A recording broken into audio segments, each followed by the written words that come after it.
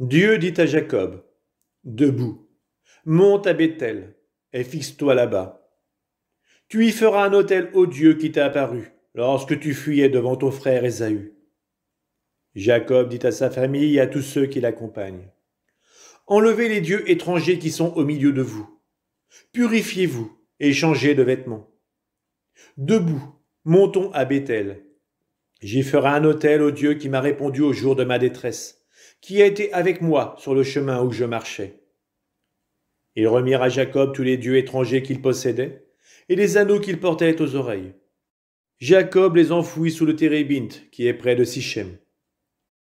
Ils levèrent le camp, et une épouvante divine s'abattit sur les villes d'alentour. Ainsi personne ne poursuivit les fils de Jacob. Jacob arriva, avec tous les gens qui l'accompagnaient à Luz, au pays de Canaan. C'est Béthel, c'est-à-dire maison de Dieu. Là, il bâtit un autel, et il appela cet endroit El-Béthel, c'est-à-dire Dieu de Béthel. Car c'est là que Dieu s'était révélé à lui quand il fuyait devant son frère.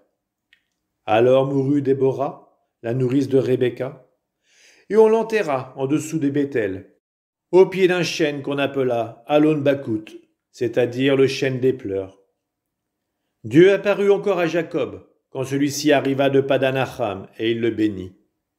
Dieu lui dit, « Ton nom est Jacob, mais on ne t'appellera plus du nom de Jacob, ton nom sera Israël. » Et il l'appela du nom d'Israël.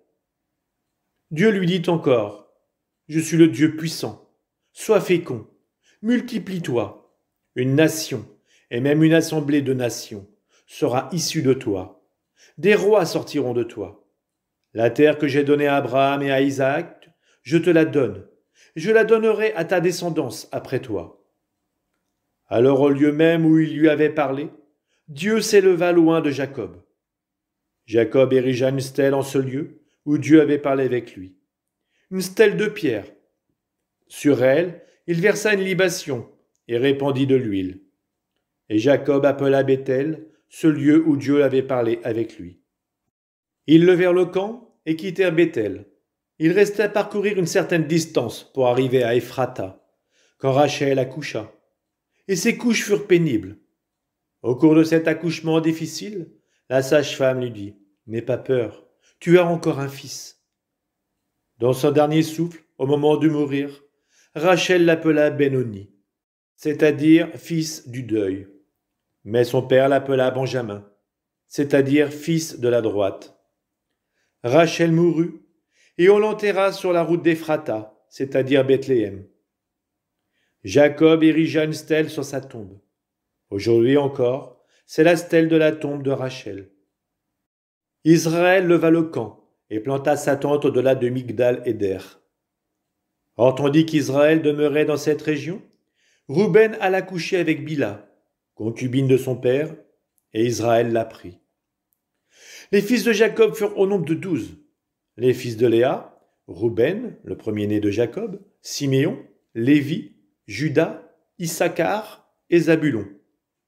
Les fils de Rachel, Joseph et Benjamin. Les fils de Bila, la servante de Rachel, Dan et Nephtali. Les fils de Zilpa, la servante de Léa, Gad et Asher. Tels sont les fils de Jacob qui lui naquirent en Padan-Aram.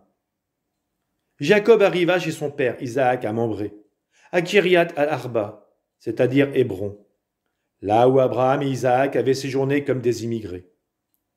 Isaac vécut 180 ans, puis il expira. Il mourut et fut réuni aux siens, âgés rassasiés de jours. Ésaü et Jacob, ses fils, l'ensevelirent.